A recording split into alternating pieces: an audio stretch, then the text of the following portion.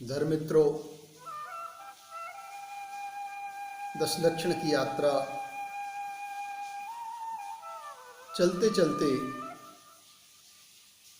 आज उत्तम तप धर्म तक आ गई। आचार्य भगवंत कहते हैं, पतन से बचना है तो तपन से गुजरना होगा। कुम्हार जो घट बनाता है, उस घट में भी जल धारण करने की जो क्षमता है वह तप के माध्यम से ही आती है।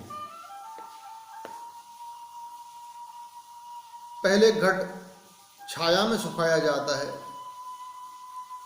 फिर धूप में सुखाया जाता है, फिर घट को अग्नि में तपाया जाता है, तब उसमें जल धारण करने की क्षमता आती है।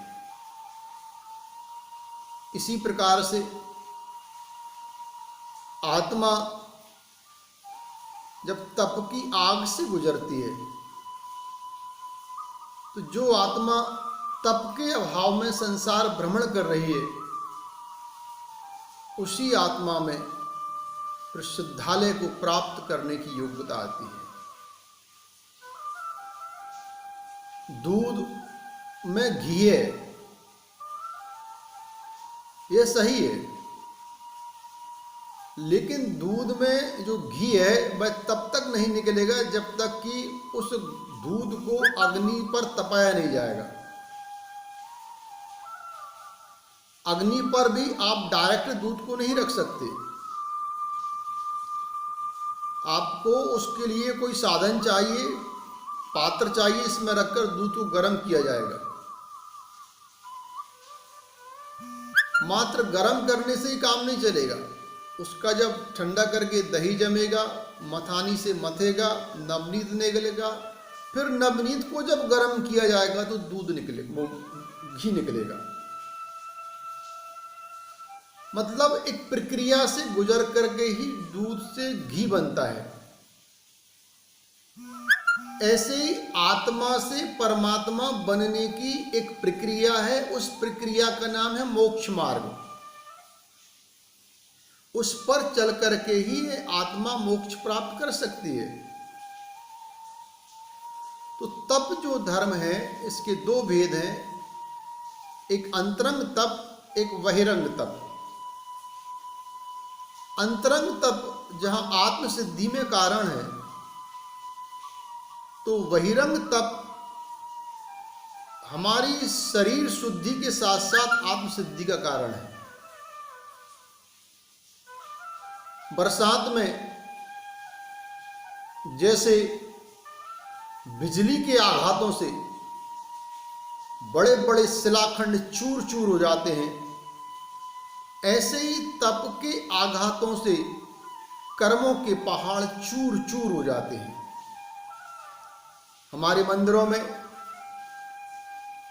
जो चित्र बने रहते हैं, गज कुमार स्वामी जिनके सिर पर सिगड़ी जल रही है लेकिन वो ध्यान में बैठे हैं, सुकमाल स्वामी जिनको श्यालिनी भक्षण कर रही है वो ध्यान में खड़े हुए हैं, सुकौशल स्वामी जिनको व्याघ्री भक्षण कर रही है, 5 पांडव जिनके शरीर पर तपस्या के काल में परभव के बैरी ने गरम गरम लोहे की बेड़ियां पहना दी हैं, लेकिन वो अपने ध्यान से च्युत नहीं है। जब वो संसार अवस्था में थे तो रणांगन में बड़े बड़े योद्धाओं को पराजित करते थे। अब अध्यात्म की साधना में कर्म रूपी शत्रु से युद्ध लड़ने के लिए ध्यान में लीन है, तो बाहर का शत्रु उपसर्ग कर रहा है लेकिन उस पर ध्यान नहीं है। अब वो कर्म मूल जो शत्रु है उस पर ध्यान है और वो अपने ध्यान में खड़े हुए हैं। ये जैन धर्म जलते हुए वन का बसंत है। एक बार एक लेख लिखना था धर्म और जैन धर्म पर। धर्म से अतिरिक्त जैन धर्म नहीं है, जैन धर्म के अलावा धर्म नहीं है, क्योंकि जैन धर्म अहिंसा परमो धर्म की बात करता है, वस्तु स्वभाव के धर्म की बात करता है, गुणवाचक धर्म है। तब वहां मैंने लिखा था कि 2 रोटी हो, 2 भाई हो, मिलकर खा लें, ये धर्म, लेकिन तीसरा अतिथि आ जाए उसमें से उसको भी खिला दें, इसका नाम है जैन धर्म। जंगल में बसंत आए, प्रकृति खिले, फूल खिले, मोर नाचे, कोयल कूके, ये प्रकृति का धर्म है। लेकिन जो गजकुमार स्वामी, 5 पांडव, सुकौशल, सुकमाल स्वामी आदि के उदाहरण हैं, ये जलते हुए वन में बसंत के उदाहरण हैं। ये जैन धर्म जलते हुए वन का वसंत है कि शरीर जल रहा है लेकिन आत्मा के वसंत के आनंद को नहीं छोड़ा। इस महान जैन धर्म है। तो ये तप धर्म है। तो जो बहिरंग तप है, ये आत्मसिद्धि के साथ साथ हमारी स्वास्थ्य रक्षा का भी श्रेष्ठ कारण है। रस परित्याग एक तप है, जिसके अंतर्गत सप्ताह में एक दिन आपको एक रस का त्याग करना। एक दिन शक्कर नहीं खाना, एक दिन तेल नहीं खाना, एक दिन नमक नहीं खाना, एक दिन हरी सब्जियां नहीं खाना, दही नहीं खाना। एक एक दिन एक चीज का त्याग करना है। अब देखिए, आप इसका विज्ञान देखिए। आपने मान लीजिए कल कहीं शादी पार्टी में गए थे, कुछ मिठाई वगैरह ज़्यादा खा ली है, और सप्ताह में एक दिन यदि आप मीठे का त्याग करते हैं तो 7 दिनों में जो शरीर में अतिरिक्त शर्करा पहुंची है वो पच जाएगी। इसी प्रकार से नमक आदि सब में लगा लीजिए आप। तो ये रस परित्याग तब भी हमारे स्वास्थ्य रक्षा का कारण है।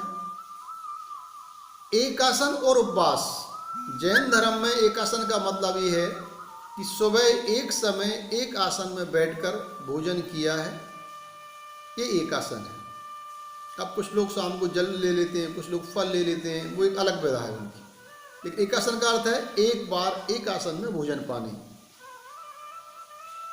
उपवास का अर्थ है एक भोजन से दूसरे भोजन के बीच में लगभग 46 घंटे का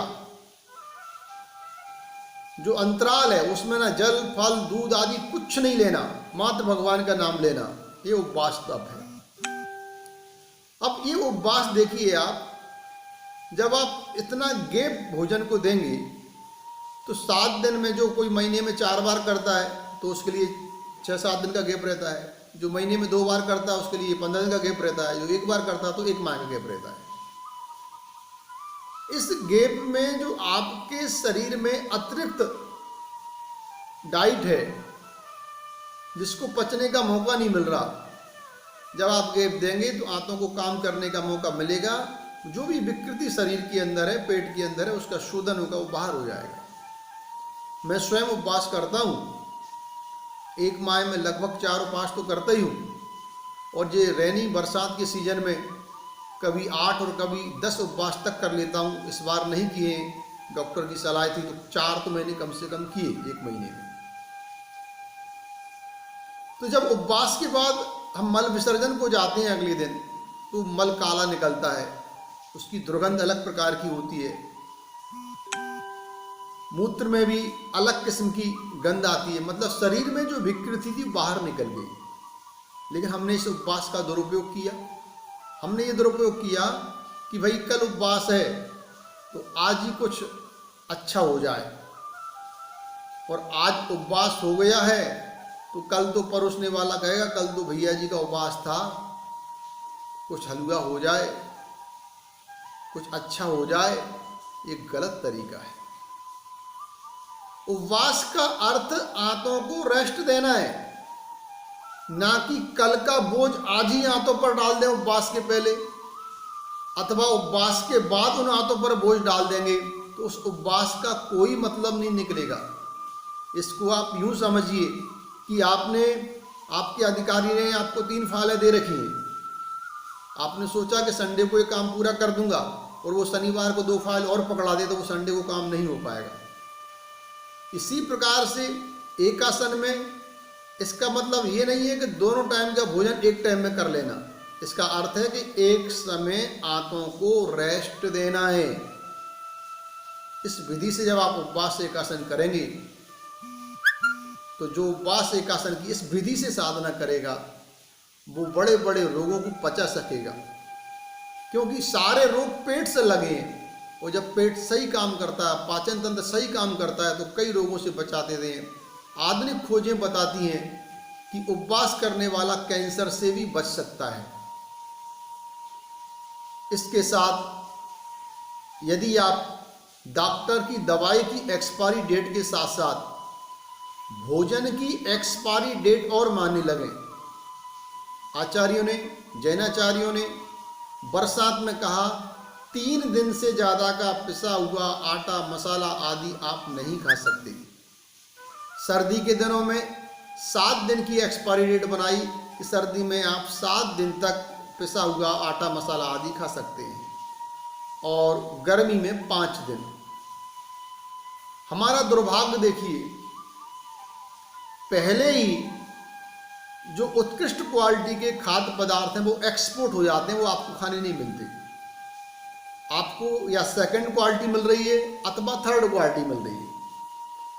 अब पहले से ही जो सेकंड क्वालिटी, थर्ड क्वालिटी का अनाज, फल आदि है, उसको यदि आप मर्यादा के बाहर खाएंगे तो उसमें कोई सत्व ही नहीं बचेगा। तो उससे आपको शरीर की जो रोग प्रतिरोधक क्षमता बढ़ना चाहिए भोजन करके, वो कैसे बढ़ेगी? मेरा ये कहना है, ये जैन धर्म और अन्य धर्म की बात नहीं है। जिनको भी अपने भोजन को औषधि बनाना हो वो इस विधि से भोजन बनाएं, मर्यादा का पालन करें, अनाजों को धोकर के उपयोग करें, सब्जियों को एक बार नहीं 3 बार नमक डालकर पानी में धोइए, फिर उनको सूखे कपड़े से पोंछिए, फिर अपने हाथ धोइए, फिर सब्जी बनाइए। तो कम से कम सब्जी के ऊपरी भाग में जो जहर लगा है वो तो दूर हो जाएगा। अंतरंगा तो भगवान मालिक। ये जो है तप धर्म है, स्वास्थ्य रक्षा का श्रेष्ठ उपाय है। ये जो परम पूज्य जैन धर्म है ये तप और तपस्या का धर्म है। हमारा सौभाग्य है कि हम ऐसी कुल परंपरा में पैदा हुए जिसमें भगवान बाहुबली 1 वर्ष तक उपवास करते हैं। भगवान आदिनाथ पहले 6 माह उपवास में बैठे रहते हैं, फिर आहारचर्या को निकलते हैं, विधि नहीं मिलती है तो पुनः 6 माह उपवास में चले जाते हैं। सालों साल तक उपवास तप की परंपरा हमारी जैन धर्म में रही। आज भी ऐसे साधक हैं जो 10-10 दिन, 16-16 दिन लगातार उपवास कर लेते हैं। ऐसे साधकों को हम प्रणाम करते हैं, उन्हीं से प्रेरणा लेते हैं। गुरुदेव विद्यासागर जी के चरणों में त्रिबार नमोस्तु करते हैं और उन सब साधकों को प्रणाम करते हैं जो इन 10 लक्षणों में 10 उपवास की साधना कर रहे हैं। 10 दिन लगातार कोई जल, फल, भोजन, पानी कुछ नहीं ले रहे, मात्र सामायिक कर रहे हैं, ध्यान कर रहे हैं, स्वाध्याय कर रहे हैं। ऐसे उन महान सब साधकों को प्रणाम करते हैं और भावना बातें हैं यह तप धर्म हमारे जीवन में साकार हो और हम इस तप के आलोक में आत्मा की सिद्धि कर सकें, मोक्ष में वास कर सकें, मोक्ष की ओर यात्रा कर सकें, अपने मोक्ष मार्ग को साकार कर सकें। अतः इस तप धर्म को अपनाएं और अपने जीवन का कल्याण करें।